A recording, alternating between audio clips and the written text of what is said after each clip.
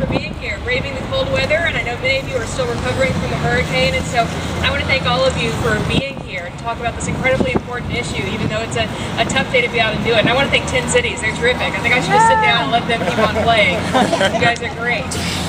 And I love that we're able to come here in front of Independence Hall to talk about this, because what those men said in Independence Hall was that we have inalienable rights that are given to us by our Creator.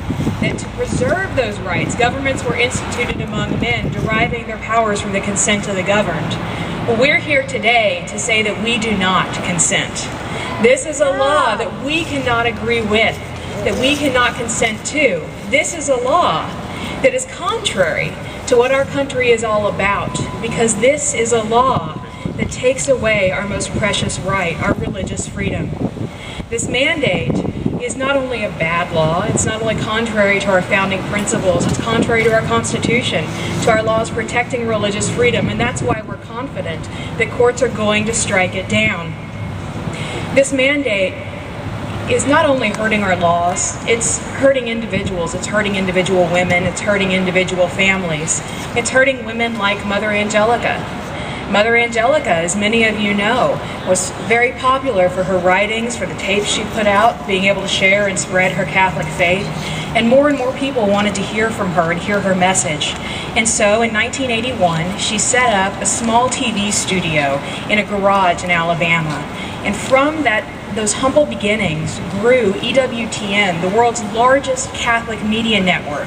Today they broadcast 24 hours a day on cable, on the internet, on radio stations. They reach something like 200 million homes in nations around the world, all from what started by one woman in that little bitty garage. That's a great American story about how one person can speak out and share her message and share her faith. And it's a great story of faith too. But what does our government say today to Mother Angelica? What does our president say to EWTN? They say, well, it's okay. You can share your message on Tuesday. You can get up there on your television station and on radio and on the internet, and you can share the Catholic Church's teachings about contraception and abortion causing drugs. But on Wednesday you better get out your checkbook, because you're going to be the one paying the bill for those very things you're teaching against. And so this mandate hurts organizations like EWTN. It hurts women like Mother Angelica, who only want to be able to share their faith, who only want to be able to practice the same things that they are teaching. This mandate hurts families. It hurts families like the Green family in Oklahoma. A number of years ago, David Green and his wife Barbara and their 3 kids did something that many Americans do. They started their own business. They started making little picture frames again in a garage with a $600 bank loan, and those sold well, and so they made more frames, and those sold well, and so they opened up a little store. And David ran the store, and Barbara worked in the back shipping out their products, and their kids worked at the kitchen table gluing the frames together in exchange for money to buy baseball cards. And the store did well, so they moved up and built a bigger store, and then that one did well, and they built a second one and a third, and today Hobby Lobby is one of the nation's largest retail chains with over 500 stores in 41 states.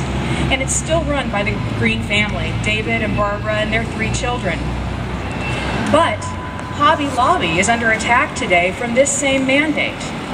If you go into a Hobby Lobby store, you'll see that the Greens' faith is apparent in everything that they do. The store won't be open on Sunday because they believe in a day of rest. It won't be open late because they want their employees to be able to go home and spend the evenings with their families. They provide good wages and good health care for their employees. But our government is coming to them and telling them, no, that's not enough. The fact that you are creating jobs in a bad economy is not enough. The fact that you're paying your employees 80% above minimum wage, well, that's not enough. What you need to do is change the one thing that we don't like in your health plan. You need to start paying for abortion-causing drugs. You need to start paying for emergency contraception. You need to start violating your faith.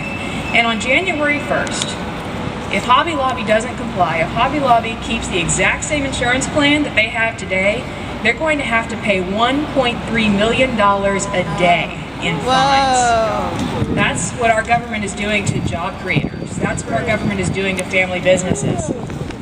On Thursday, Some of my colleagues were down in Oklahoma City arguing for Hobby Lobby. At the Beckett Fund, we're proud to represent Hobby Lobby. We're proud to represent EWTN in their fights against this unjust mandate. And when they went down to Oklahoma City on Thursday, a government lawyer paid with your tax dollars got up there and said something really disturbing.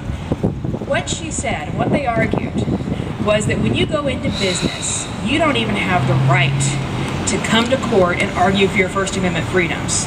If you want to open a business, if you want to create jobs, if you want to help other Americans feed their families and provide for their families too, well, that's too bad.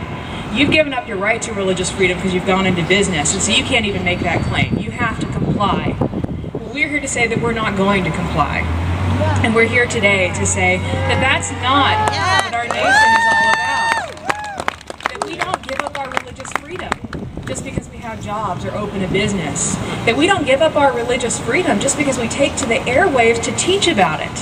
That's not what this nation is about. That's not the principles that we were founded on in this very spot.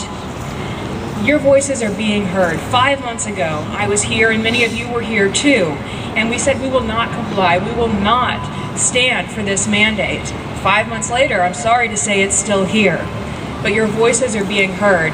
Since then, 2 courts have struck down this mandate. 2 courts have gone in, one in Colorado and one just this past week in Michigan, have gone in to protect individual business owners, to say, you know what, your religious freedom is more important than this law, and so we're going to protect you. And we are confident that those are just the first 2 of many, that our courts will continue to protect businesses, to protect religious colleges and universities, to protect Americans who will not comply. We're confident of that, and we're confident that your voices will be heard. And that's why it's so important that we continue to have these rallies, we continue to speak up, and we continue to let our government know that we will not allow this violation of our religious freedom to continue. So I want to thank you all for coming here today. I want to thank you for being willing to brave the cold weather and power outages and everything else to talk about this incredibly important issue. And I want to thank you for raising your voices to let our elected officials and our government know that this is a violation of our religious freedom and that it cannot continue. Thank you. God bless you for being here, and God bless our country.